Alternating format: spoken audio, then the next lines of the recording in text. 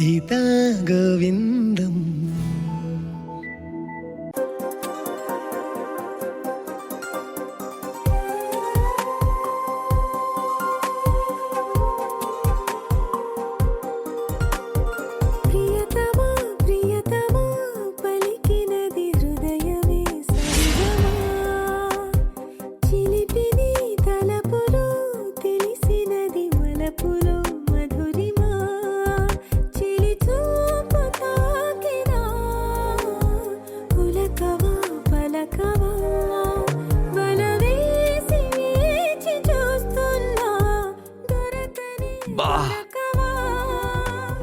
కళ్ళింక మండుతానే ఉండాయే.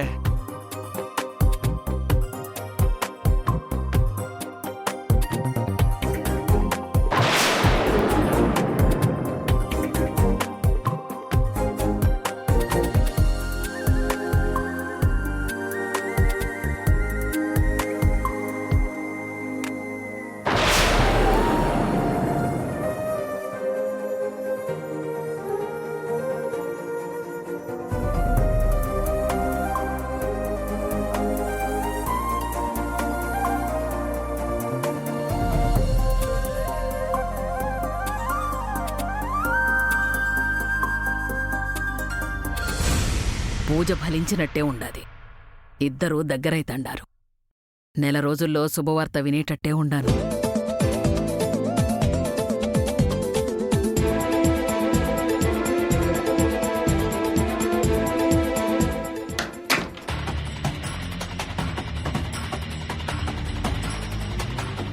అత్తయ్య ఏంటి వాళ్ల పడక గది తలుపులు దగ్గరకు వేస్తోంది?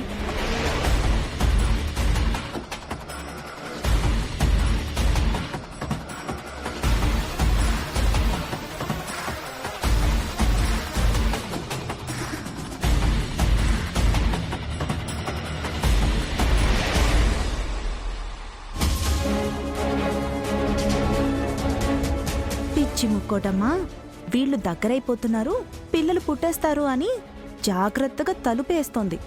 కానీ నీకు తెలియని విషయం ఏంటంటే ముక్కోటమ్మా, నీ చిన్న కొడుకు కోడలు ఎంత దగ్గరైనా పిల్లలు మాత్రం పుట్టరు. కాదు కాదు, పుట్టకుండా చేశా.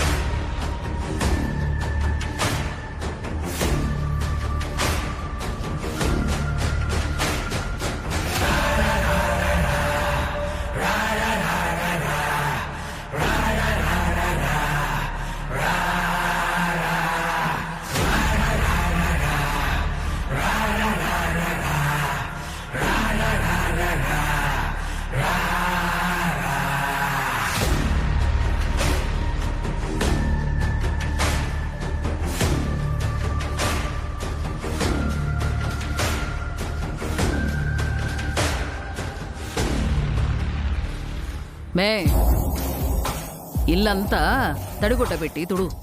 పొద్దున్నే తుడిచానత్తయ్య. తుడిచే మళ్ళా తుడవకూడదని ఏమన్నా ఉండదా? పొద్దున్నే తిన్నావు కదా అని మళ్ళా తినడం మానేచ్చండావా ఏమే? బిడ్డల్ని గనమంటే ఎట్టాగో గనలేవుగా.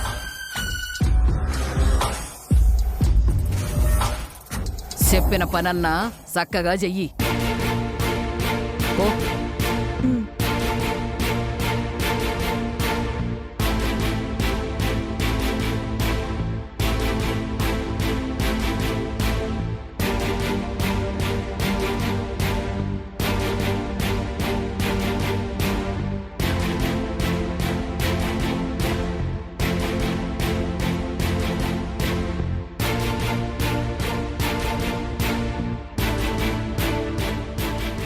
ఆ గీతకి పిల్లలు పుట్టకుండా మూలికిచ్చినట్టు ఈ ముక్కోటమ్మకి మాటలు పడిపోయేలా ఏదైనా మూలిక దొరికితే బావుండు.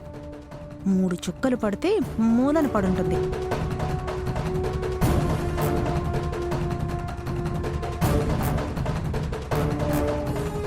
లక్ష్మమ్మ,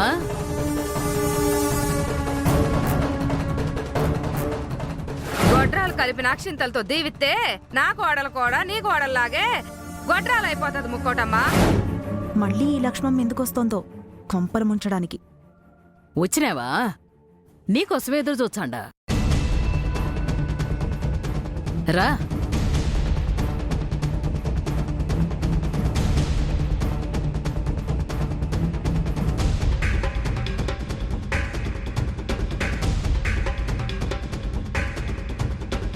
కూర్చో. ఎప్పుడు ఎవరొచ్చినా బయటే మాట్లాడి పంపించేసేది లక్ష్మమ్మని లోపలికి తీసుకెళ్ళి ఏం మాట్లాడుతోంది? ఏంటి ముక్కోటమ్మా, ఏదైనా రహస్యమా? జరిగేదాకా రహస్యమే లక్ష్మమ్మ. ఒక పెండ్లి సంబంధము చూడాల. ఎవరికి ముక్కోటమ్మా? జయమ్మకా? అది ఇంకా చిన్నపిల్ల. దానికింకా చాలా టైం ఉండాదిలే గాని నా పెద్ద కొడుక్కి ఓ మంచి సంబంధం చూడు. అదేంటి ముక్కోటమ్మా, నీ పెద్ద కొడుక్కి పెళ్ళయింది, కోడలు కూడా ఇంట్లోనే ఉంది కదా. గుడ్లు పెట్టని పెట్ట ఉంటే ఏమి లేకుంటే ఏమి? దానికి పిల్లలు పుట్టరని గొడ్రాలని ఊరంతా తెలిసిపోయినాది కదా. పిల్లల్నిగానే మంచి కోడలు కావాలా. చిన్న కోడలు ఉంది కదా ముక్కోటమ్మా, తప్పకుండా నీకు వారసులొస్తారు. ఎందుకు తొందరపడ్డాం? మరి నా పెద్ద కొడుకు సంగతి ఏంది లక్ష్మమ్మ? ఓనికి పిల్లల్నెత్తుకోవాలన్న ముచ్చట ఉండదా? వారసులు ఈ ఇంటి ఓళ్ళైనా ఎవరి పిల్లలు ఓళ్ళకే. ఊళ్ళో మంచి మంచి సంబంధాలు నువ్వే చూసావు కదా. మా ధనికి కూడా మంచి సంబంధం చూడమే. ఆస్తి పాస్తి లేకపోయినా పర్వాలేదు, గొడ్రాలు కాకుండా ఉంటే చాలు. అలాగే ముక్కోటమ్మా. హ్మ్. మరి నీ పెద్ద కోడలు ఒప్పుకుంటుందా? ఒప్పుకోక ఏం చేస్తాది? ఎవ్వర్నీ అడగబడలే. ఈ ముక్కోటమ్మ మాటే శాసనం. అది నోరెత్తితే ఎట్టా మోయించాలనో తెలుసులే గాని నీకు చెప్పిన పని నువ్వు చెయ్యి. అలాగే ముక్కోటమ్మా. 3 ముళ్ళు పడేదాకా 3వ కంటికి కూడా తెలియకూడదు లక్ష్మమ్మ. ఉమ్, అర్థమైనాదా? అర్థమైంది ముక్కోటమ్మా. ఇప్పటి నుంచి అదే పనిలో ఉంటా. అట్నే నువ్వెళ్ళు. సరే. బావున్నావమ్మా? మొన్నొచ్చి నా కొంప ముంచి ఏమీ తెలియనట్టు ఎలా పలకరిస్తోందో చూడు. బాగున్నా అత్తమ్మా. పాపం ముక్కోటమ్మకు వారసులు పిచ్చిగాని ఈ పిల్ల జీవితం నాశనం అయిపోతోంది. సరేనమ్మా, వెళ్ళొస్తాను. అలాగే.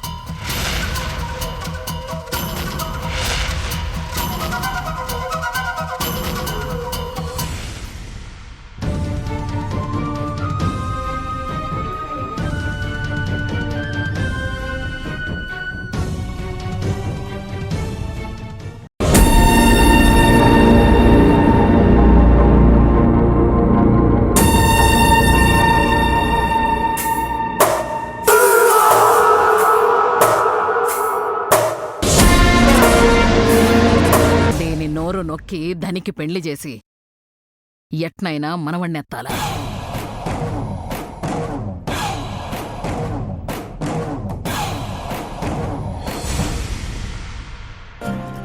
జయమ్మా, ఓ జయమ్మా.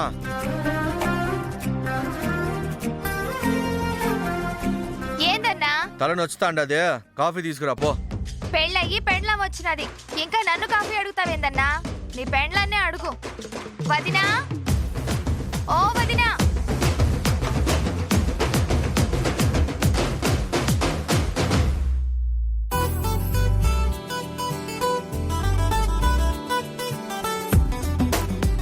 వదినా, వదినా, అన్నకి కాఫీ కావాలంట.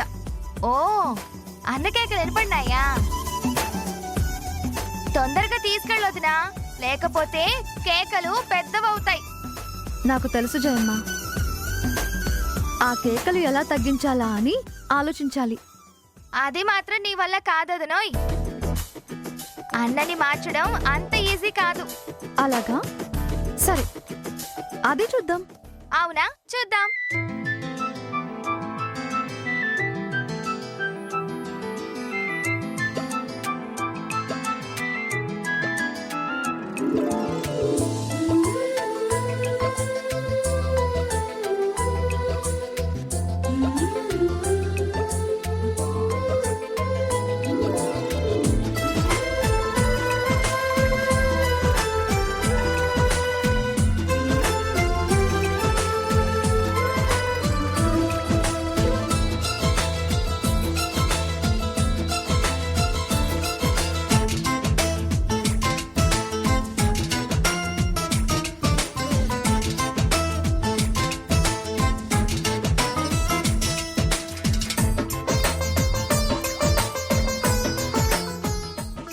ఏవండి కాఫీ?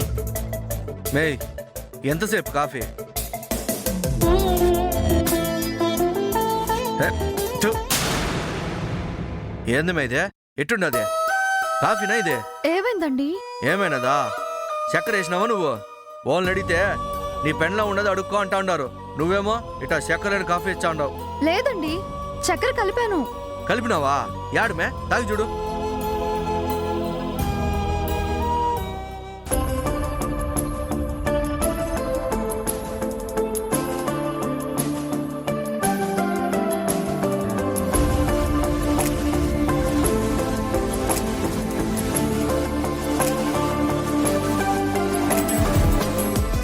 మే అది సేదు కషాయంగా ఉండదే, ఏదో చెరుకు రసం తాగినట్టు ఫీల్ అవుతా తాగుతా ఉన్నావేందే? ఆ, నిజమేనండి, చక్కెర వేయలేదు. మరి అట్టమ్మహం పెట్టినవేందే? ఈ ఫీలింగే వేరు. ఇంకా అది అర్థం చేసుకునే స్థాయికి మీరు రాలేదు.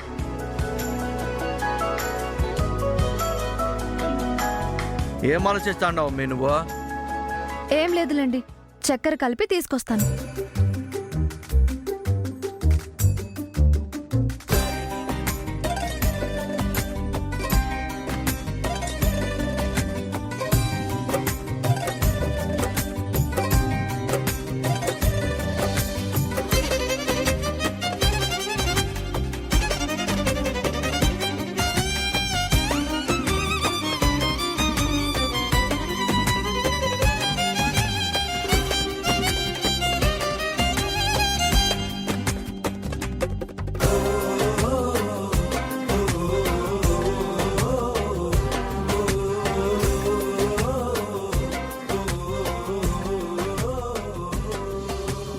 ఇప్పుడు తాగండి.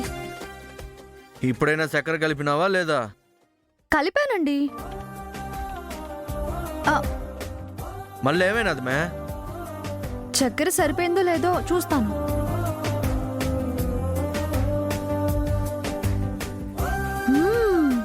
సరిపోయింది. ఇట్ట నువ్వు రుచి చూడ్డానికే మొత్తం తాగేచ్చా, ఇంకా నేనేంది తాగేది? ఇటీ ఇంకా సగం ఉంది కదండి, దీన్నే సగ పాలు పంచుకోవడం అంటారు. కాఫీ మేదే, పాలు కాదు. పెద్ద చదువుకున్నాడు చెప్తా ఉన్నావు.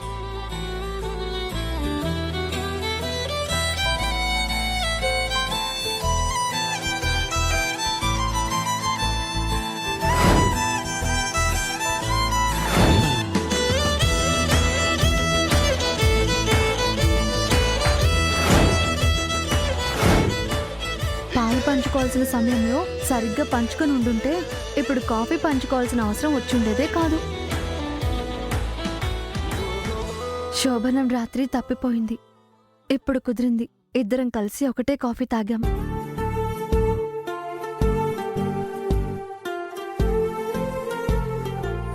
మే తీసుకో. ఇందాక చక్కెర లేని కాఫీ తాగినప్పుడు ఎట్నే మొహం పెట్టినావు, ఇప్పుడు అదే మదర్ చూచాండావు. ఏమైనాదే? ఏమీ కాలేదు. మీరు ఎంత బాగా కాఫీ తాగుతున్నారా అని. మే ఇట్లాంటి మత్తు కబుర్లు మందు తాగేటప్పుడు చెప్పు, ఇంకా మత్తుగా ఉంటుంది. చక్కెర సరిపోయినదిలే.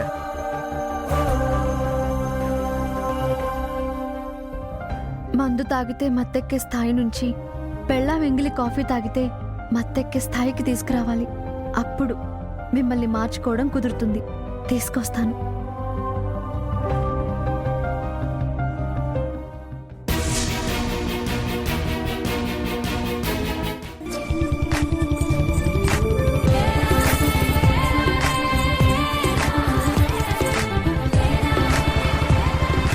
గీతమ్మా,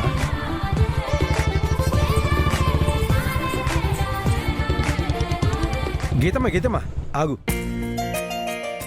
ఎలా ఉన్నావమ్మా? బాగున్నాను తాత. ఇదిగో మీ ఇంటికే పాలు పోయడానికి వెళ్తున్నాను. నేను మీ ఇంటికే బయలుదేరానమ్మా. ఎందుకు తాత? నీతోనే ఒక ముఖ్య విషయం చెప్పాలమ్మా. అరవిందు నిన్న కబురు పంపాడు. ఈరోజు 10 గంటలకి మీరెప్పుడూ కలుసుకునే ఊరి చివర ఉన్న చెట్టు దగ్గరికి వస్తే నీకు బిఈడికి సంబంధించిన పుస్తకాలు ఇస్తాడట. అవునా? అవునమ్మా, నిన్ననే చెప్పాడు. కానీ గుళ్ళో హారతి సేవలు అన్నీ పూర్తి చేసుకుని వచ్చేసరికి ఆలస్యం అయిపోయింది. రాత్రి ఇంటికి వచ్చేసరికి మర్చిపోయాను. ఇదిగో పొద్దున్నే గుర్తొచ్చేసరికి మళ్ళీ బయలుదేరాను. పర్వాలేదు తాత, 10 గంటలకు అన్నాడు కదా, ఇంకా టైం ఉంది. పాలు పోసి వెళ్ళి కలుస్తానులే. మంచిదమ్మా. మీరు లేకపోయి ఉంటే నిన్న అరవింద్కి అప్లికేషన్ ఫామ్ కూడా ఇవ్వగలిగేదాన్ని కాదు. నా చదువుకి మీరు చాలా సాయం చేస్తున్నారు. థ్యాంక్స్ తాత. నువ్వు నా కృతజ్ఞతలు చెప్పడం ఏంటమ్మా? నువ్వు మళ్ళీ పుస్తకం పట్టుకోబోతున్నావంటే నీకెలా ఉందో గాని నాకు కొండంత ఉపశమనం లభించినట్టుంది. నా చేతుల మీదుగా నీకు అక్షరాభ్యాసం చేయించాను. ఎంతో బాగా చదువుకుని చివరికి అక్షరాన్నే వదిలేసే పరిస్థితిలో ఉన్నావని తెలిసి ఎంత బాధపడ్డానో తెలుసా తల్లి? ఏదో ఒక దారి చూపించమని ఆ దేవుణ్ణి మొక్కుకున్నా. ఇదిగో ఈ దారి చూపించాడు. చక్కగా చదువుకో అమ్మా. తప్పకుండా తాత. మీలాంటి పెద్దల ఆశీర్వాదం ఉంటే నా చదువుకి ఏ ఆటంకమూ ఉండదు. కానీ చాలా జాగ్రత్తమ్మా. పులిబోన్లో పౌరంలా ఉన్నావు. ముక్కోటమ్మకి ఏమాత్రం అనుమానం వచ్చినా నిన్ను మాత్రం వదలదు. బీఈడీ చేయాలన్న నా లక్ష్యం ముందు ఈ సమస్య చాలా చిన్నది తాత. ఎలాగైనా ఎవ్వరికీ ఏ అనుమానం రాకుండా చదువుకుంటాను. వెళ్ళొస్తాను తాత. మంచిదమ్మా.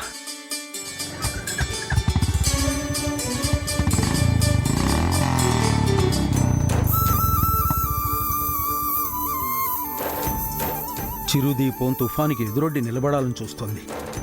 నువ్వే కాపాడాలి స్వామి.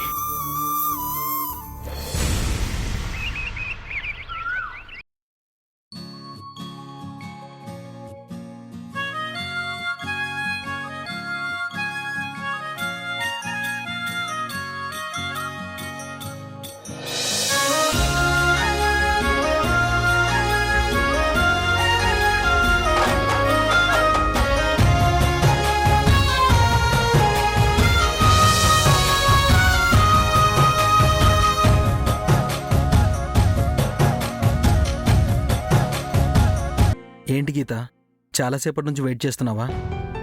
కొంచెం లేట్ అయింది, సారీ. పర్వాలేదు అరవింద్, లేట్ అయితే అత్తయ్య తిడతారు అన్న భయం అంతే. పాలు పోవడం ఆలస్యమైందని ఏదో సర్ది చెప్తాను. ఆ ఇంతకీ బుక్స్ తెచ్చావా? తెచ్చాను. ఒక్క బుక్ దొరకలేదు. దానికోసం అన్ని షాపులు తిరిగి తిరిగి చివరికి ఒక షాప్లో ఉంటే తెచ్చేసరికి ఈ ఆలస్యమైంది.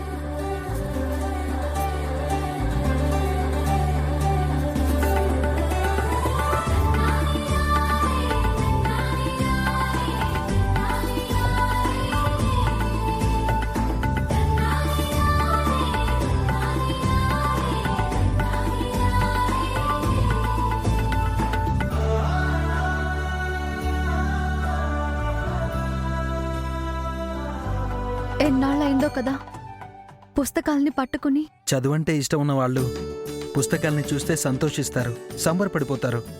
కానీ ఇలా మురిసిపోయేదాన్ని నిన్నే చూస్తున్నాను. అలాగే ఉంటుంది. ఎందుకంటే ఈ పుస్తకాలు పట్టుకుంటే అమ్మ చేయి పట్టుకుని నడుస్తున్నట్టే ఉంటుంది. కానీ ఈ బుక్స్ ఆ ఇంట్లో ఎక్కడ దాస్తావు? ఎలా దాస్తావు గీత? అసలు ఎవరికంటా పడకుండా ఎలా చదువుతావు? నీ ప్లాన్ ఏంటో నాకు అస్సలు అర్థం కావట్లేదు. ప్లాన్ అంటూ ఏమీ లేదు అరవింద్. మన అవసరమే పరిస్థితుల్ని మనకి అనుకూలంగా మలుచుకునేలా చేస్తుంది. అదే నా నమ్మకం. ఏది ఏమైనా చదవాలి, పరీక్షలు రాయాలి, జాబ్ సంపాదించాలి, నాన్నకి ఆపరేషన్ చేయించాలి, అంతే. అంతకు మించి వేరే ఆలోచన లేదు. నీ పట్టుదల చూస్తుంటే నాకు చాలా సంతోషంగా ఉంది గీత. కానీ నీ చుట్టూ ఉన్న పరిస్థితులే నాకు భయం పుట్టిస్తున్నాయి. సరే, ఎక్కువ మాట్లాడి నిన్ను నిరుత్సాహపరచను. జాగ్రత్త. సరే అరవింద్, బయలుదేరుతాను. ఇప్పుడు ఈ బుక్స్ ఎలా ఇంటికి తీసుకెళ్తావు?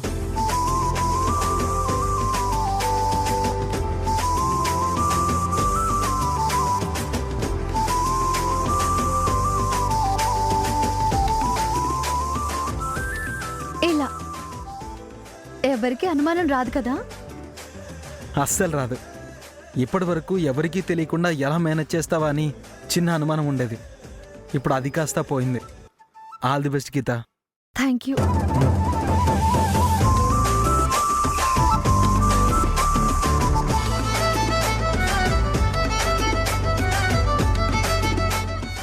ఇంకొక ముఖ్యమైన విషయం, అమ్మ నాన్నని పట్టించుకోదు. తమ్ముడేమో చిన్నోడు. నువ్వే కాస్త చూస్తూ ఉండు. మ్మ్. తప్పకుండా గీత. నాన్న గురించి ఆలోచించడం మానేసి నీ చదువు మీద దృష్టి పెట్టు. బాయ్. బాయ్ గీత.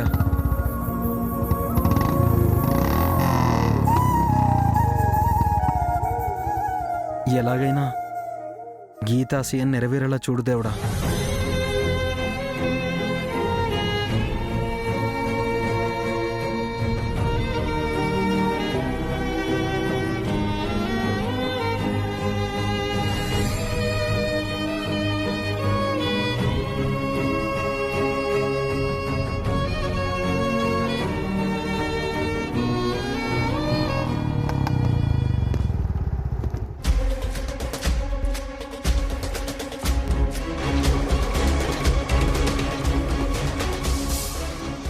బుక్స్ ఎవరు చూడకుండా జాగ్రత్తగా లోపల పెట్టాలి.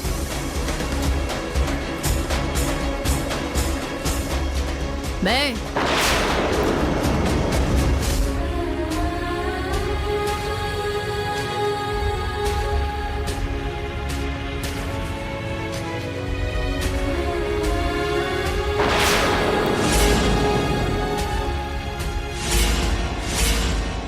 ఏంటత్తయ్యా? పక్కింటి సరోజ ఏదో పూజ చేస్తుండది మే. వాయనం ఇచ్చానని రమ్మన్నది. ఆ క్యాన్లు ఆడ వదిలేసి తెచ్చుకోపో.